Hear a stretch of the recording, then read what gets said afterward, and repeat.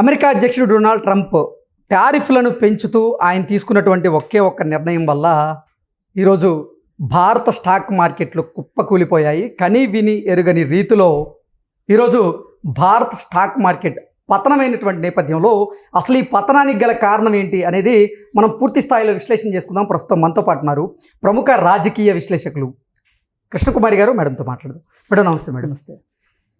Donald Trump తీసుకున్నటువంటి ఒకే ఒక్క నిర్ణయం, ఆయన ప్రకటించినటువంటి వాణిజ్య యుద్ధం ఏదైతే ఉందో అది ఈరోజు భారత స్టాక్ మార్కెట్ని ముంచెత్తింది.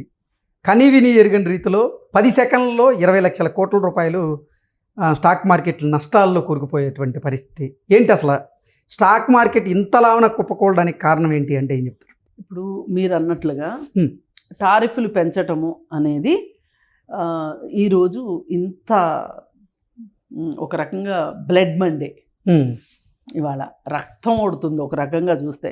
ఇంతకుముందు ఏమనేవాళ్ళు అంటే బుల్ ఫైట్ అని అదని ఇదని అనేవాళ్ళు, కానీ ఇంకా వాటన్నిటిని మించిన మాట అనేశారు, బ్లడ్ మండే అని. ఇది మన దేశంలో చూసుకుంటే మన దేశ చరిత్రలో 1987లో ఒకసారి ఇలాగే జరిగింది, ఓకే, బ్లడ్ మండే. అయితే ఆ రోజు ఎందుకు జరిగింది అంటే కంప్యూటరైజ్ చేయడము, కొత్త కొత్త విధానాల్ని మనం స్టాక్ మార్కెట్ వ్యవస్థలో ప్రవేశపెట్టడం వల్ల ఆ రోజు అలా జరిగింది. జరిగితే వెంటనే ఒక వారం రోజుల పాటు అతలాకుతలం అయిపోయింది దేశం స్టాక్ మార్కెట్. అయితే ఇక వెంటనే దానికి సంబంధించి ఆలోచించారు, అమ్మో ఏదో ఒకటి చెయ్యాలి దీన్ని అని. ఏవేవో ఇంకొన్ని కొత్త పద్ధతులు తీసుకొచ్చి ఆ పద్ధతుల ద్వారా ఆ స్టాక్ మార్కెట్ కుప్పకూలటాన్ని కాస్త స్ట్రీమ్ లైన్ చేశారు, అంటే మరీ ఎక్కువగా పడిపోకుండా. అయితే దీన్ని కొంతమంది ఏమన్నారంటే విపరీతంగా పెరిగినాయి స్టాక్స్ రేట్లు, ఇది న్యాచురల్ కరెక్షన్ అన్నారు. అలా అన్నారు. అది అంతటితో ఇక నెమ్మదిగా ఏదో పడుతూ లేస్తూ ఏం జరిగినా కానీ ఇప్పుడు ఇద్దరు అన్నదమ్ముల మధ్యలో తగాదా వచ్చిన స్టాక్ మార్కెటే పడిపోద్ది, లేదు ఎవరికన్నా వైఫ్కి డివోర్స్ ఇస్తున్న స్టాక్ మార్కెట్ పడిపోవడం, ఏదైనా కంపెనీ సంక్షోభంలో స్టాక్ మార్కెట్ మీద పడిపోవటం. అంటే ఇది ఎంతటి పరిస్థితి వచ్చింది అంటే అసలు ఏం జరుగుతుందో తెలియకోకుండా స్టాక్ మార్కెట్ పెరుగుతుంది తగ్గుతుంది. ఇలాంటి పరిస్థితుల్లో ఏదో కింద మీద పడతా మార్కెట్ ఒక రకంగా నా దృష్టిలో అయితే ఏంటి అంటే స్టాక్ మార్కెట్ అనేది ఒక పెద్ద జోదశాల. ఓకే, ఈ జోదశాల ఏంటి అంటే లైసెన్స్డ్ జోదశాల. దీనిలోకి తెలివైన వాళ్ళు వస్తారు, తెలివి తక్కువ వాళ్ళు వస్తారు, బాగా మార్కెట్ని హోల్డ్ చేయగలిగిన వాళ్ళు వస్తారు. వీళ్ళందరూ ఏదో సంపాదించేసుకుంటున్నారని చెప్పి వచ్చి నష్టపోయే వాళ్ళు, ఆస్తులు అమ్ముకున్న వాళ్ళని చూసాం మనం. హర్షద్ మెహతా కుంభకోణం, ఇవన్నీ కేతన్ పరేఖ్, ఇవన్నీ చూసాం కదా మనం. సరే, ఏది ఏమైనప్పటికీ ఆ రోజు జరిగిన పరిస్థితులకి ఈరోజు బ్లడ్ మండేకి డిఫరెన్స్ ఏంటి అంటే మన దేశంలో పరిస్థితులు కాకుండా ఒక అమెరికాలో తీసుకున్న ఒక నిర్ణయం కారణంగా, ట్రంప్ తీసుకున్న నిర్ణయం కారణంగా, అంటే అలా అని మన దేశంలో ఏమి సమస్యలు లేవనుకోవద్దు, ఇక్కడ సమస్యలు ఆల్రెడీ ఉన్నాయి. ఎగ్జాక్ట్లీ ఉన్నా ఇంత బ్లడ్ మండే జరిగేది కాదు ఈరోజు. కానీ జరిగింది అంటే కారణం ఏంటి అంటే మటుకు ట్రంప్ విషయమే. అగ్రరాజ్యాధినేత అసలు అమెరికా వాడికి వాడు మ్యాక్తోలు కప్పుకుంటాడు, వాడికి వాడు కిరీటం పెట్టుకుంటాడు, వాడికి వాడు సింహాసనం చేసుకుని పెట్టుకుంటాడు. అంతేగాని అగ్రరాజ్యం ఏమీ కాదు. ఆ భ్రమంలో ఉండబట్టే మనం ఆ దేశానికి చాలా మంది వెళుతూ ఉంటారు, తలొగ్గుతూ ఉంటారు. అమెరికా చెప్పింది కాబట్టి అమెరికాకు అనుగుణంగా, వాళ్ళ ట్యూన్కి అనుగుణంగా వీళ్ళు డాన్స్లు వేస్తూ ఉంటారు. అందుకని అవన్నీ కాదు. ఈరోజు అమెరికాలో ఉన్న అంతర్గత ఆర్థిక సంక్షోభమే ఈరోజు ఈ పరిస్థితి తీసుకొచ్చింది. ఇప్పుడు ట్రంప్ మొదటిసారి ఏమని చెప్పొచ్చాడు అధికారంలోకి, నేను వలసల వల్లే మన దేశం నాశనం అయిపోతుంది, ఇక్కడ యువతకి ఉపాధి దొరకట్లేదు, మన సంపదనంతా ప్రపంచంలో వాళ్ళందరూ దోచుకుంటున్నారు, మీ అందరి కోసం నేను వచ్చాను, నన్ను భగవంతుడు పంపించిన దూతను అనుకోండి, అది అనుకోండి, ఇది అనుకోండి అని చెప్పి ఆయన కబుర్లు చెప్పి వచ్చాడు. వచ్చి ఏమీ చేయకపోగా మన దేశంలో ఎట్లా అయితే అదాని అంటే ఎవరో తెలియదు మనకి. ఆల్ ఆఫ్ ఎ సడన్ హఠాత్తుగా మోడీ రాగానే అదాని ఎట్లా అయితే పెరిగాడో ఇప్పుడు ఎక్కువగా బాగుపడింది ఎవరు అంటే ఇక్కడ అదాని బాగుపడ్డట్టు ఎలన్ మస్క్ బాగా డబ్బులు సంపాదించుకున్నాడు. తను ఏదైతే చెయ్యలేదో, ఏదైతే ఏం చెప్పొచ్చాడు, మెక్సికో గోడ కడతానన్నాడు, అది చేస్తానన్నాడు, వలసదారులు అక్రమాన్లా ఈసారి అన్నాడు అక్రమాన్ని, అప్పుడు వలసదారుల్ని పంపించేస్తానన్నాడు, గోడ కట్టేస్తానన్నాడు, ఈ దేశాన్ని కాపాడుతానన్నాడు, ఏవేవో చెప్పి వచ్చాడు కదా. ఏమీ చేయలేదు. ఏమీ చేయకపోగా తనకి ఇష్టమైన వాళ్ళకి ఆస్తులు సమకూర్చాడు. అందుకని ఓడిచ్చారు అక్కడ ప్రజలు. మళ్ళీ ఇప్పుడు అధికారంలోకి రావాలనుకుని ఎలన్ మస్క్ డబ్బుల ద్వారా ఒకటి, రెండోది మళ్ళీ ఇదే పాట పాడాడు, వలసదారులను పంపించేస్తాను, ఈసారి ఖచ్చితంగా పంపించేస్తాను మీకు ఎందుకు అని చెప్పి. పైగా ఇంకొంచెం ఒక మొక్క చేర్చాడు దానికి. ఒట్టి వలసదారులు అంటే బాగుండదని అక్రమ వలసదారులు అని మొదలెట్టి వచ్చాడు. వచ్చిన తర్వాత రాగానే ఈ అక్రమ వలసదారుల్ని నేను పంపించేస్తున్నాను అనే ఒక ఉద్దేశం దేశం మొత్తానికి కలగాలని చెప్పి ఒక 4-5 యుద్ధ విమానాల్లో ఆ దేశానికి ఒక 2 విమానాలు, ఈ దేశానికి ఒక 2 విమానాలు, అట్లా మన దేశానికి కూడా పంజాబ్లో 2 విమానాలు దిగినాయి. అట్లా పంపించాడు. ఇదేదో బాగానే చేస్తున్నాడులే అనుకున్నారు. కానీ ఆ రోజే మనం మాట్లాడుకున్నాం, ఇలా పంపించేస్తున్నాం. ఇప్పుడు ఈ అక్రమ వలసదారుల్ని మనం సహిస్తామని కాదు, ఈ అక్రమ వలసదారులు ఆ దేశంలో ఉండబట్టే వ్యాపారులకు డబ్బులు వస్తున్నాయి. ఎందుకంటే వీళ్ళు చీప్ లేబర్, తక్కువ డబ్బులకు పనిచేస్తారు వీళ్ళు. ఈ తక్కువ డబ్బులకు పనిచేయబట్టే అక్కడ రేట్లు ఓ మాదిరిగా ఉంటాయి. అసలోడికి లాభం వస్తుంది, జనాలకి తక్కువకు దొరుకుతాయి, అలాగే వీళ్ళకి పని దొరుకుతుంది. ఇప్పుడు వీళ్ళని పంపించేయటం వల్ల ఫస్ట్గా పెరిగింది పాల ధరలు పెరిగినాయి. అంటే అక్కడ డైరీల్లో పనిచేసే వాళ్ళని పంపించేశారు కాబట్టి డైరీల మీద పడింది ఫస్ట్, తర్వాత నెక్స్ట్ హోటల్స్ మీద పడింది. అలాగే ఈ ఇళ్లల్లో పనులు చేసేవాళ్ళు ఉంటారు, మెక్సికో వాళ్ళని వీళ్ళని కూడా కొంతమందిని పంపించేస్తే ఆ డబ్బులు కూడా పెరిగినాయి. ఆ రోజు మనం ఏమనుకున్నామంటే ఇలా చేస్తే గనక, ఇలా అందరినీ పంపించేస్తాను అంటే అందరినీ ఎలాగూ పంపించేయలేడు కాబట్టి ఇలా కొంతమందిని పంపించి ఒక డ్రామా చేస్తాడు తప్పితే ఏమీ ఉపయోగం లేదు. పైగా దీనివల్ల చాలా ఖర్చులు పెరుగుతాయి. ఆ దేశంలో ఉన్న వాళ్ళ మీద ఖర్చులు పెరిగితే ఎవరైనా ఏమనుకుంటారు, మనం అగ్రరాజ్యంగా ఉండాలి అనుకుంటారు అమెరికన్స్. మళ్ళీ అదే టైంలో మాకు పెట్రోల్ చౌకగా రావాలి అనుకుంటారు. ఎక్కడ తీసుకొచ్చిస్తారు ఇవన్నీ? ఈ పరిస్థితుల్లో ఇప్పుడు ఇంకొక డ్రామా ఏం వేశాడంటే ట్రంప్, ఈ ఫైనాన్షియల్గా ఆర్థిక పరిపుష్టిని సాధించాలి అంటే గనక నేను ఎంప్లాయీస్ని తీసేస్తాను, గవర్నమెంట్ ఎంప్లాయీస్ పని పాట లేకోకుండా అసలు వైట్ ఎలిఫెంట్ లాగా ఆఫీసులో కూర్చుంటున్నారు, వాళ్ళని తీసేస్తాను అన్నాడు. అలాగే ఈ స్టూడెంట్లు వీసా పేరుతోటి వచ్చి వీళ్ళు పర్మిట్ లేకుండా కూడా ఉద్యోగాలు చేస్తున్నారు, వాళ్ళ వల్ల మన యువతకు ఉద్యోగాలు లేకుండా పోతున్నాయి కాబట్టి వాళ్ళకి తోకలు కత్తిరిస్తాను అని చెప్పాడు.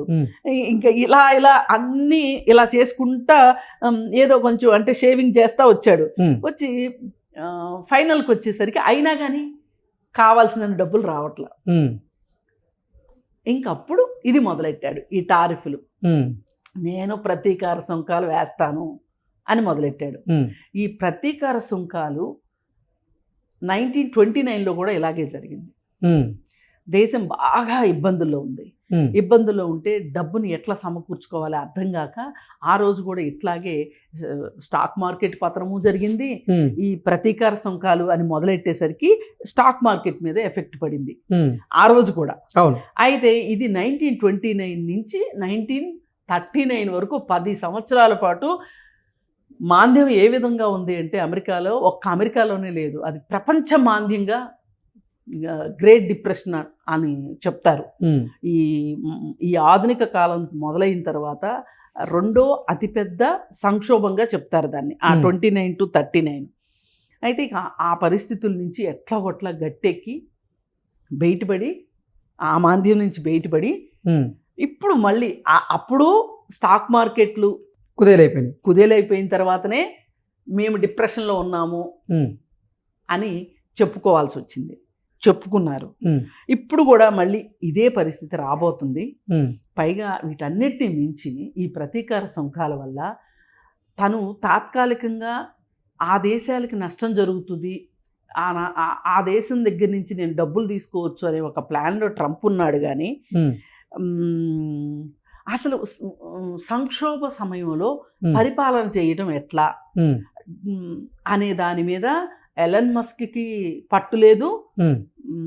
ఎలన్ మస్క్ ఇస్తున్న సలహా సూచనల వల్లే నేను ఇలా పాతాళంలోకి వెళ్తున్నాను అనే సంగతి ట్రంప్కి అర్థం కావట్లా. ఎందుకంటే ట్రంప్ అవన్నీ తలకెక్కించుకునే పరిస్థితుల్లో ట్రంప్ లేడు ఇవాళ. అతను ఏంటి, నేను అవసరమైతే వాణిజ్య యుద్ధానికి తెరలేపుతానంటూ ఇప్పుడు ఆయన టారిఫ్లు మూత మోగిస్తాడు.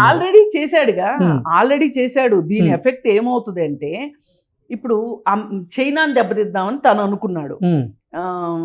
చైనా నుంచి తక్కువ రేటుకి సామాన్లు వస్తాయి, తక్కువ రేటుకి అమ్ముతాడు అని అనుకున్నాడు. ఇప్పుడు ఈ టారిఫ్ల వల్ల చైనా దిగుమతి చెయ్యదు, అంటే నాకు ఎగుమతి చేయదు చైనా. అప్పుడు చైనాకి డబ్బులు తక్కువైపోతాయి అనుకున్నాడు. కానీ ఆ సరుకులు రాకపోవటం వల్ల తన దేశంలో ఎంత ఇబ్బంది వస్తుందో అనేది ఆలోచించలేకపోయాడు. ఇప్పుడు బుర్ర అరికాల్లో ఉన్న వాళ్ళకి ఇలాగే ఉంటుంది. కనీసం మోకాల్లో ఉంటేన్నా ఎవరైనా చెప్పిన సలహా వింటారు. వాడికి అరికాల్లో ఉంది ట్రంప్కి. అందుకని ఏం చేస్తున్నాడు, వేరే దేశాల్లో సామాజిక కార్యక్రమాలకు ఇచ్చే డబ్బుల్ని, అలాగే వైద్యం దాంట్లో ఇచ్చేదాన్ని అన్నిటినీ కట్టింగ్ పెట్టేసేసాడు. పెట్టేసి ఫార్మా రంగంలో కూడా నేను టారిఫ్లు పెంచుతాను అని చెప్తున్నాడు. పెంచుతాను అని చెప్తే ఇది ఏమవుతుందంటే రేపు పొద్దున అమెరికాలో మందుల కొరత వస్తుంది. ఇప్పుడు ఇక్కడ పెద్ద పెద్ద కంపెనీలు అమెరికాకి పంపించేవి ఏవి, రెడ్డి ల్యాబ్స్ పంపిస్తాయి, అరబిందో వాళ్ళు పంపిస్తారు, సిప్లా వాళ్ళు పంపిస్తారు, ఇట్లా కొన్ని కంపెనీలు ఉన్నాయి. వీళ్ళేం చిన్న చిన్న వాళ్ళు కాదు. వీళ్ళు ఇక్కడ కావాలంటే స్టాక్ పెట్టుకోగలరు, కొన్ని రోజులు ఎగుమతి చేయమనే చెప్తారు వీళ్ళు. అసలు వద్దులేండి, అన్ని ట్యాక్స్లు అయితే మాకు గిట్టుబాటు కాదు, మా దేశంలో ఉంచుకుంటామని నిల్వలు ఇక్కడ ఉంచుకుంటారు. ఏమవుతుంది, అక్కడేమవుతుంది, మందులు లేక జనాలు వెలువెల్లాడతారు, అంతర్యుద్ధం వస్తుంది. కానీ ఇప్పుడు డొనాల్డ్ ట్రంప్ తీసుకున్నటువంటి ఈ టారిఫ్ల యుద్ధం లేదా వాణిజ్య యుద్ధం వల్ల అమెరికా కంటే కూడా ఈరోజు నష్టపోయింది అయితే భారతే కదా. భారత స్టాక్ మార్కెట్ల మీద ఆ ప్రభావం బలంగా పడింది కదా.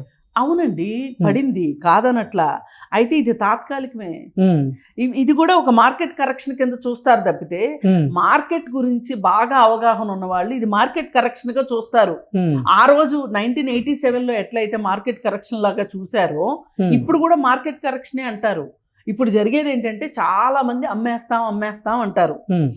అమ్మేస్తాం అన్నప్పుడు అమ్మే వాళ్ళ లిస్ట్ పెరుగుతుంది, కొనే వాళ్ళ లిస్ట్ తక్కువ అవుతుంది కదా. ఇప్పుడు ఇలాంటప్పుడే మార్కెట్ పడిపోద్ది. ఇలా మార్కెట్ పడిపోయిన తర్వాత ఇప్పుడు ఈ అమ్మిన వాళ్ళ దగ్గర డబ్బులు ఉంటాయి కదా, ఈ పడిపోయిన టైంలో ఆ డబ్బులు పెట్టి షేర్లు కొంటారు. ఇది కొన్ని ఫ్యామిలీస్ కూడా చేస్తాయి ఇదే పని. ఇప్పుడు అంబానీ ఫ్యామిలీస్ ఆ రోజు వాళ్ళిద్దరి మధ్యలో గొడవ వచ్చిన రోజున ముఖేష్ దగ్గర డబ్బులు ఉన్నాయి, వాళ్ళ షేర్ పతనమైంది. వాళ్ళ షేర్ పతనమైనా పర్వాలేదు అనుకున్నారు వాళ్ళు. ఆ పతనమైన షేర్లని వాళ్ళు కొనుక్కున్నారు. ముఖేష్ దగ్గర డబ్బులు ఉన్నాయి కాబట్టి. అక్కడ నష్టపోయింది అనిల్ అంబానీ ఒక్కడే కాదు, చాలా మంది సామాన్యులు. ఇప్పుడు నాలాంటి వాళ్ళకు మీలాంటి వాళ్ళకు నష్టం జరిగితే అది పెద్ద వింత విశేషం కాదు. కానీ చాలా పెద్ద పెద్ద వాళ్ళు కూడా నష్టపోయారు. అంటే మనలాంటి చాలా మంది నష్టపోతే వాళ్ళకి లాభాలు వస్తాయి. ఈ స్టాక్ మార్కెట్లో జిమ్మిక్కే అది. వాళ్ళు అసలు కావాలని కూడా పడేస్తారు మార్కెట్ని. పడేసి ఈ రేటు తక్కువలో ఉన్నప్పుడు మళ్ళీ కొనుక్కుంటారు. ఈ రోజు వారెన్ బఫెట్ మొత్తం షేర్లన్నీ అమ్మేస్తున్నాడు అమెరికాలో. ఎందుకు అమ్మేస్తున్నాడు? అమ్మేసి డబ్బు చేసి పెట్టుకుంటున్నాడు. బ్యాంకులో డబ్బులు ఉంటాయి. రేపు పొద్దున మొత్తం పడిపోయినప్పుడు జీరోకి వచ్చినప్పుడు మళ్ళీ అతనే కొంటాడు చూడండి. ఓకే, కానీ అతను కావాలని అయితే పడేయడు. వారెన్ బఫెట్ దగ్గర ఆ మాత్రం నీతి నిజాయితీ ఉన్నాయి, మన వాళ్ళలాగా కాదు.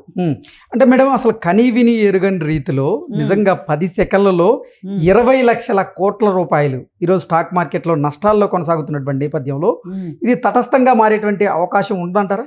కరెక్షన్ జరుగుతుంది, ఖచ్చితంగా కరెక్షన్ జరుగుతుంది. కానీ ఈ ప్రాసెస్లో చాలా మంది ఇప్పుడు యుద్ధాలు చేసేటప్పుడు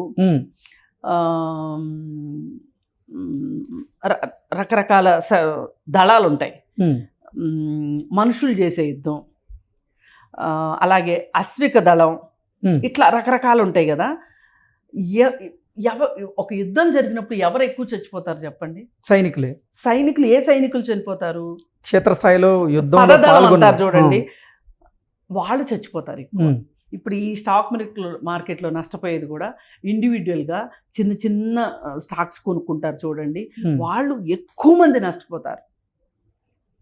రేపు పొద్దున వీళ్ళు షేర్ కొనలేరు, వీళ్ళ దగ్గర ఉన్న డబ్బులు సరిపోయినప్పుడు ఇంక వీళ్ళు దీనిలోంచి ఎగ్జిట్ అయిపోతారు. ఎగ్జిట్ అయిపోయినప్పుడు స్టాక్ మార్కెట్ పడిపోయి ఉంటుంది. ఆ టైంలో డబ్బులు ఉన్న వాళ్ళ దగ్గర డబ్బులు ఉంటాయి, వాళ్ళు కొంటారు. అంటే ఇప్పుడు ఇలాంటప్పుడు మళ్ళీ కొత్త ఆటగాళ్ళు వస్తారు. అంటే మీలాంటి వాళ్ళు, నాలాంటి వాళ్ళు, ఆల్రెడీ డబ్బులు పోగొట్టుకున్న వాళ్ళు వెళ్ళిపోతారు, ఇంకో వృత్తి చూసుకుంటారు. మళ్ళీ ఇంకొకళ్ళు వస్తారు, మళ్ళీ పోగొట్టుకుంటారు. మనం ప్రతిసారి మన దేశంలో స్టాక్స్ పడిపోయినప్పుడల్లా, అంటే స్టాక్ మార్కెట్ పడిపోయింది అన్నప్పుడు గనక మనం ఒకసారి ఆ సెన్సెస్ తీస్తే గనక మనకు అర్థమయ్యేది ఏంటంటే, బెకార్లు అయ్యేవాళ్ళు ఎక్కువ మంది ఉంటారు, సంపన్నులు అయ్యేవాళ్ళు తక్కువ మంది ఉంటారు. ఓకే, ఇది జరుగుతుంది. అయితే ఈ ట్రంప్ ఈ విధంగా చేయడము అనేది, నా దేశాన్ని నేను ఒక బ్రాండ్గా చేస్తాను, అమెరికా అనే ఒక బ్రాండ్, ట్రంప్ అనే ఒక బ్రాండ్ని చేస్తాను అన్న ట్రంప్ నిజానికి ఇవన్నీ ఆయన దేశ ఆర్థిక పరిస్థితిని మెరుగుపరుచుకోవడానికి చేయవలసిన చర్యలే ఇవన్నీ. కానీ ఇది పైకి చెప్పకుండా తనకి తాను ఈ మందులు, ఇప్పుడు ఇండియా నుంచి మందులు, ఇగో నేను తయారు చేసుకుంటున్నా, నువ్వు పంపుతానంటే ఇంత ట్యాక్స్ ఇష్టమైతేనే పంపించు, లేకపోతే లేదు అన్నాడు అనుకోండి, ఇండియా పంపలేదనుకోండి, ఆల్రెడీ అక్కడ తయారు చేసుకోవటం మొదలైంది అనుకోండి, దానివల్ల దేశానికి నష్టం జరగదు. ఇవాళ డబ్బుల సంగతి దేవుడు ఎరుగు, బతుకుంటే బల్సాకు తినొచ్చు, కానీ మందులు లేక చచ్చిపోతేను, ఆహార పదార్థాలు లేకుండా చచ్చిపోతేను ఎట్లా? నువ్వు సెల్ఫ్ సస్టైన్ అయిన తర్వాత నువ్వు మార్కెట్ని రూల్ చేస్తానంటే ఒక అర్థం ఉంది. కానీ నువ్వు సొంతంగా తయారు చేసుకోలేదు అంటే, అమ్మ పెట్టదు, అడుగు తిననివ్వదు అన్న సందంగా చేశాడు ట్రంప్. అందువల్ల ఆ దేశం ఎంత కూరుకుపోతుందో, రాచపీనికి తోడు పీనుగులు అన్నట్లు అన్ని దేశాలని, అంటే తాను మునుగుతూ అందరినీ ముంచుతున్నాడు ట్రంప్, అంతకంటే వేరే ఏం లేదు. ఓకే, ఇదే ప్రభావాన్ని ఆయన కూడా రానున్న రోజుల్లో ఎదుర్కోక తప్పదు. రానున్న రోజులు ఏంటి, ఆల్రెడీ వచ్చేస్తే. ఇప్పుడు నిన్న దాదాపు ఈ ఎంప్లాయీస్ కానీ, స్టూడెంట్స్ కానీ, లేకపోతే చిన్న చిన్న బిజినెస్లు వాళ్ళు కానీ, వీళ్ళందరూ నిన్న మొన్నంతా శనివారం అంతా ప్రదర్శనలే కదా అమెరికాలో జరుగుతూనే ఉన్నాయి కదా, నిరసన ప్రదర్శనలు, గో బ్యాక్ ట్రంప్ అని. మరి అంటే వచ్చి ఎన్ని నెలలు అయిందండి ఆ మహానుభావుడు వచ్చి? 3 నెలలు. జనవరి 20వ తేదీనే ఆయన ప్రమాణ స్వీకారం చేసి 3 నెలలు. 3 నెలల్లో ఇంత ముద్రనష్టమా? అది పరిస్థితి. అందుకోసం ఏంటి అంటే, ఇది ఒకటే, ఆయన సముద్రంలో మునగబోతున్నాడు, మునుగుతూ అందరినీ ముంచే కార్యక్రమంలో మన దేశంలో కూడా స్టాక్ మార్కెట్ పడిపోయింది. Okay madam, thank you.